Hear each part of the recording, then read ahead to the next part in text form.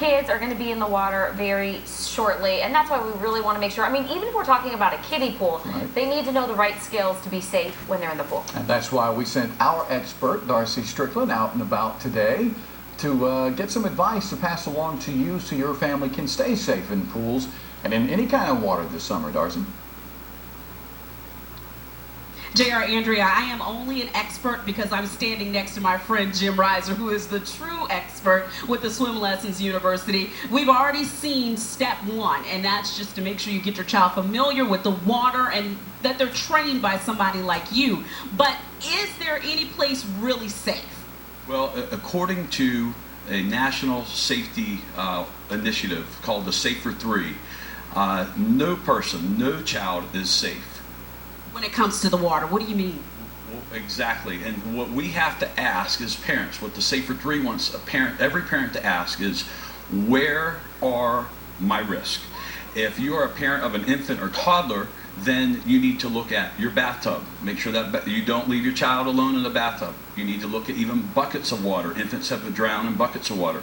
You have to look at, if you have just a portable inflatable pool, you have to empty those out. Don't leave water in. Children can drown in in a few inches of water.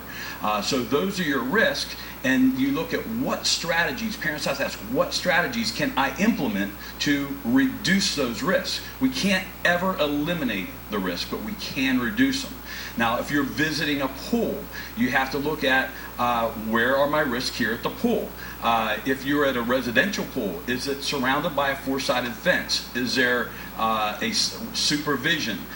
Here at our pool, the Swim Lessons Company, you can see we have water watchers stationed, watching the water, making sure that our swimmers are safe. The second thing, in addition to water watchers, is if you have a residential pool or here at our pool, we have what's called a magna latch. A lot of gates won't just close. With the magna latch, it closes and locks, so that will prevent a child from entering. If you're a residential pool, you also want to have an alarm on that lock so that if somebody comes in, the alarm goes off. So those are a few of the really important strategies. And what are my risks? Those are the strategies that you implement to reduce the risk. This has got to be the safest pool in the Midlands right now. I mean, even when you take a look at the signage here. Well, and those signs are so important. If you look at most pool rule signs, there's a list of like 16, 17 rules. And what we want to bring right out to the parents is the most important ones. Number one, watch your children. No diving. Spinal injuries, etc., can happen from diving and hitting the bottom. Non-swimmers wear life jackets. And Dr. Tom Griffiths, who also designed the Note and Float program, was part of designing these signs, and they're also the Clarion Pool Safety Sign System.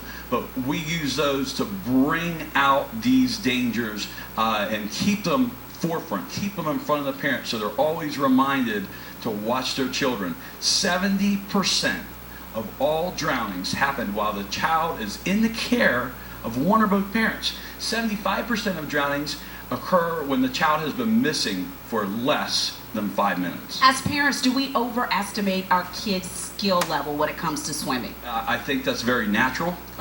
We know that men overestimate it more than women. But watching your children, another thing Dr. Tom Griffiths brought up was that today supervision is getting worse with iPhones and iPads and texting. You always heard that a child can drown in the time that it takes to answer the phone. That's even more true today with all these gadgets. Parents, throw away those gadgets.